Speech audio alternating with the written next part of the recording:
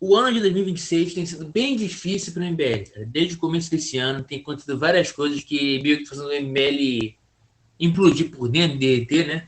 A gente já teve o lance do Ben Point saindo do partido, que eu já comentei em vídeo aqui. A gente teve o lance do Consternaro indo confrontar o Renan Santos na rua, né? Uma confusão danada. Poucos dias atrás, eles estavam descendo a linha no Wagner Tomazoni, que é aquele cara do canal Tragicômico, né? Ele é tipo. Ele é um cara que faz muitos vídeos comentando sobre cultura woke, né? Tipo o que eu falei no último vídeo lá sobre guerra cultural. Eduardo Lima Oliveira mandou aqui mais 10, né, pra complementar o comentário. Em termos pragmáticos, você tá certo, mas e quanto à moralidade? Nós da direita não deveríamos ser melhores moralmente? Mas moralmente... Então, irmão, acabou de ser uma polêmica que o MBL fazia campanha de arrecadação de fundos pra projetos sociais e gastava com puta. Você não tem como não negar a imoralidade da polêmica que foi o negócio do Tour de Blonde, o Arthur de Blonde. Eu acho que grupos políticos são... dificilmente eles vão ser tão morais quanto você pensa. Eu acho que moralmente você tem motivos pra não votar no Flávio e pra não votar no MBL. Eu acho que a postura do MBL durante a pandemia foi pior que a postura bolsonarista. Não te incomoda a direita passar a defender corrupto mesmo sem argumentos pra tal. E assim, você tá falando, moralidade. É foda, porque política é suja, cara. Olha que merda. O Flávio foi condenado pelas rachadinhas? Não foi. Então, tipo, ele é corrupto? Eu tenho pra mim que muito provavelmente ele fez essas rachadinhas, mas ele não foi condenado. Agora, até ontem tinha na alta cúpula do MBL o Beraldo, que era um cara influente que aparecia em vários vídeos, enfim, né, uma das grandes figuras do MBL, que aparentemente está envolvido em escândalos de corrupção também. Então, sabe... E agora caiu mais uma bomba em cima da MBL, né, que foi o lance do Guto Zacarias ter tentado convencer a namorada dele, esposa, sei lá, a abortar um filho. Fugindo do assunto desse ato ser condenável ou não, o grande problema que foi o mais comentado ainda do que o caso em si é a forma como os militantes da MBL reagiram à informação ser vazada na mídia. Primeiro, eles vão lá e eles tentam negar veementemente. O Guto, até no começo, não estava negando, ele não tentou mentir, não falou que não aconteceu. Mas os militantes em si, quando vazou o assunto, né, quando estava nos sites de esquerda, nos blogs e tal, eles começaram sem parar a tentar defender, falando que não aconteceu, que é tudo mentira, que quem divulgar vai levar processo. Uma tentativa de infligir medo, né, em quem estava comentando sobre o assunto, para não divulgar o assunto. Mesmo depois do Guto confirmar que aconteceu, mas que não foi bem assim e tal. Aí vazaram os áudios mostrando que foi exatamente como estava sendo descrito no site. Aí ele faz tweet pedindo desculpa e mesmo assim os caras continuam na defesa. Ao invés de agora negar que aconteceu, que já está mais que provado que aconteceu, eles vão lá e eles começam a comentar que ele não fez o aborto, portanto ele não está no erro. Que ele não chegou a fazer o ato do aborto.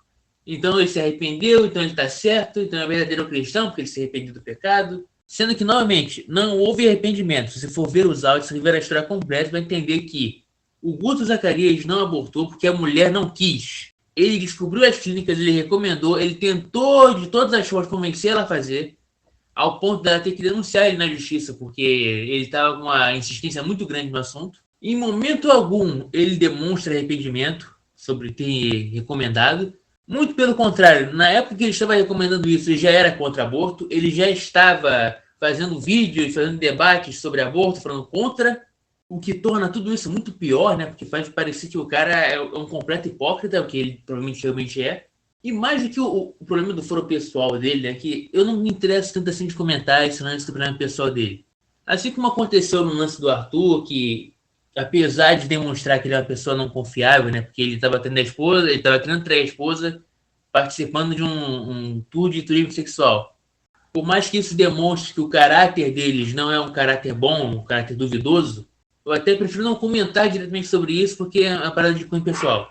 Então, por mais que eu não queira comentar esses assuntos, acaba sendo inegável que esses problemas de foro pessoal vão afetar politicamente eles, porque está demonstrando uma falta de caráter. Como a gente viu no caso do Epstein, né, cara? Quando você tem esses desvios sexuais, esses problemas de cunho sexual na sua vida pessoal, isso é um sinal claro que você pode estar sujeito à corrupção. Você não é uma pessoa confiável, você é uma pessoa que não tem uma moral que pode ser confiada. Você se torna uma pessoa extremamente sujeita ao crime, uma pessoa sujeita a se vender por pouco. Isso volta para aquele problema que eu falei, que o grande mal do MBL não são as políticas deles, não são as ideias deles, não são as ideias do movimento do partido em geral. O grande problema é que eles são um grupo que não verdadeiramente acredita nas ideologias deles. Eles são um grupo que eles estão lá para defender ideias, para ganhar voto, para ganhar poder, para subir na hierarquia social. O Guto está um dia defendendo, sendo contra o aborto, fazendo debates e tal, e no outro dia ele está lá mandando a mulher dele abortar. Ele se diz conservador, aí ele sai com uma mulher que é funkeira. Isso não se estende além dele. Quando o Arthur ele diz que não é mais ateu em momento de eleição para poder ganhar voto, porque ele sabe que candidatos ateus têm menos chance de ganhar voto, isso é um problema de caráter. Quando o Renan Santos se diz contra o aborto, você vai ver tweets dele e o cara tá lá falando que ainda bem que acabou o tempo de campanha eleitoral, a gente não precisa mais fingir que é contra o aborto. Quando ele diz que ele é a favor de ideias cristãs, aí você vai ver o Twitter dele novamente lá e vai ter tweets dele falando que o Deus cristão, o Deus criador de regra, que ele gosta muito mais dos deuses gregos. Todas essas coisas servem para demonstrar o quanto o partido, o movimento em geral, não é comprometido ideologicamente com as próprias ideias. Eles jogam fora tudo que eles acreditam para ganhar poder, para subir na hierarquia social, como eu já comentei aqui antes.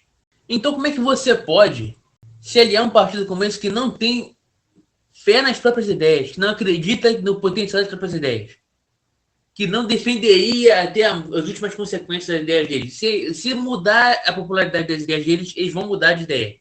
O maior problema do MBL é que eles não defendem ideias, eles defendem o movimento. Se o movimento amanhã ou depois mudar as ideias deles, eles vão mudar junto. Eles eram um movimento liberal, depois virou um movimento liberal conservador, e agora eles defendem até desenvolvimentismo.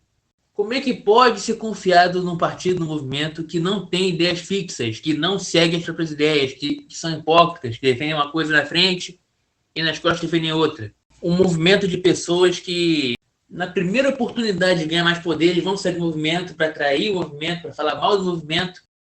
E quando o cara sai, todas as defesas que o movimento fazia ao cara, sempre que, por exemplo, o caso do Ben Ponte, o cara foi lá e curtiu o tweet de um neonazista. Todo mundo na época defendeu, falou que não era nada demais, tentou diminuir o caso.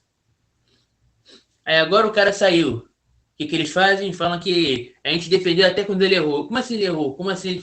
Falaram que ele fez merda, cara? Como é que ele fez merda e vocês defenderam? São duas coisas que são incompatíveis. Ou não foi nada demais, ou vocês defenderam ele quando ele estava fazendo a pior coisa possível.